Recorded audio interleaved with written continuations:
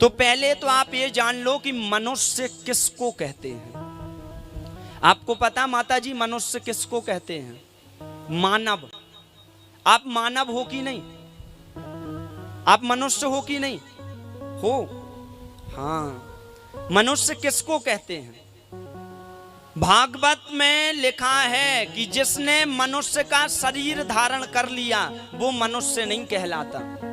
मनुष्य किसको कहते हैं? बोले जिसके अंदर मनुष्यता होती है उसे मनुष्य कहा जाता है। जिसके अंदर मानवता होती है उसे मानव कहा जाता है।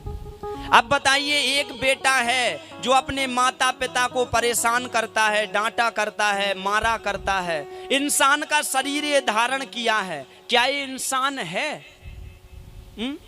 व्यक्ति माता पिता की सेवा नहीं कर रहा, माता पिता को मार रहा, शरीर तो मनुष्य का है, लेकिन क्या ये मनुष्य है? ना, ये मनुष्य होते हुए भी राक्षस है। शरीर से कोई मनुष्य नहीं कहलाता माता जी कि शरीर मनुष्य का मिल गया तो हम मनुष्य बन गए। ना, जिस दिन हमारे अंदर मानवता आ जाएगी, जिस दिन हमारे अंदर मनुष्यता आ जाएगी, तब समझ लीजिए कि आप मनुष्य बन गए हो। तब नहीं तो ऐसे तो आप कपड़ों की दुकान पे जाओगे तो वहां पुतलों को इतने अच्छे कपड़े पहनाते हैं कि लगता है असली है, लगता है कि नहीं? यूं तो पशु पक्षी भी पेट भरते हैं, दूसरों में बांट कर खाए उसे इंसान कहते हैं, पराया दर्द अपनाए उसे इंसान कहते हैं। इंसान वो है जो दूसरों का दर्द समझे, दूसरों का दर्द अपनाए, और जो दूसरों को कष्ट दे वो इंसान नहीं हो सकता, मनुष्य नहीं हो सकता। अगर आपको जानना हो कि आप मनुष्य हो कि नहीं तो मैं अभी आपको उपाय बताता हूं। कभी आप भोजन कर रहे हो और आपके सामने से कोई भूखा व्यक्ति निकले, कोई भूखा व्यक्ति बैठा हो या आपके सामने से निकले, और जब आप उस भूखे व्यक्ति को देखो और आपका भी खाना खाने का मन ना हो, उस भूखे व्यक्ति को देख के आपका भी मन भोजन करने का ना हो, ऐसा लगे कि ये देखो भूखा है और मैं भोजन कर रहा हूं, अगर ये दुख जिस दिन आपके अंदर आ जाए तो समझ लेना कि आप भी मनुष्य हो। और अगर दूसरा भूखा बैठा है और तुम भोजन कर रहे हो तो समझ जाना अभी हम मनुष्य नहीं हैं, हमें मनुष्य बनने की जरूरत है, अभी हमारे अंदर राक्षस विराजमान है।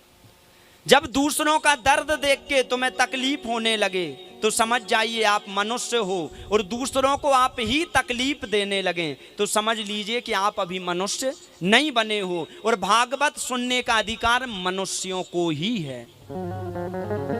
सूत जी से यहाँ प्रश्न किया मनुष्य का सर्वश्रेष्ठ साधन क्या है? मनुष्य को ही भागवत सुनने का अधिकार है। जब तक हम मनुष्य नहीं बनेंगे, दया अपने अंदर नहीं लाएंगे, तब तक हमें भागवत सुनने का अधिकार नहीं है। राधे राधे बोलना पड़ेगा, राधे राधे, जोर से बोलना पड़ेगा, राधे राधे। सुंदर प्रश्न किया, मनुष्य का सर्वश्रेष्ठ साधन क्या है?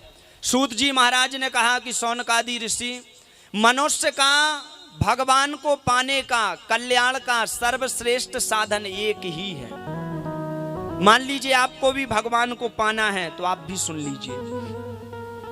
कहा भगवान को पाना चाहे तब कुछ भगवान पर सौंप दो, मेरा जीवन है तेरे हवाले मुरलिया वाले। अपना सब कुछ भगवान के ऊपर सौंप दो तो आप समझ लीजिए सर्वश्रेष्ठ साधन आप कल्याण का कर रहे हो। देखिए, हमें लगता है कि हमारा परिवार हम चलाते हैं, हमारा घर हम चलाते हैं। कई लोगों को बड़ा अभिमान रहता है, गुरुजी अगर मैं काम ना करूं तो मेरा घर कौन चलाएगा?